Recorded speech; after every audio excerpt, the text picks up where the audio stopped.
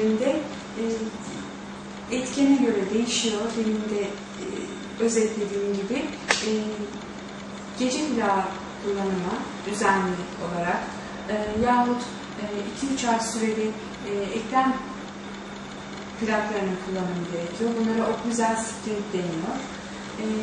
Onlar teşhis konulduktan sonra hastaya ne şekilde, ne süreli kullanacağı öğretilerek daha sonra düzenli kontrole çağırıyoruz. Şu anda kullanırken rahatsız ediyor mu hastalarınızı, yani o kullanım aşamasında? Aslında biraz her şey tabii psikolojik. Alışamayacağını düşünen hastalar hiç kullanamayabiliyorlar. Ama çok ince bir plak zaten, 0,6 milim kalınlığında. Çok kolay adapte olmuyor. Hatta gün içinde kullanım gereken kronikleşmiş ağrılarda da rahatlıkla kullanabiliyorlar. Konuşmaya engel olmuyor.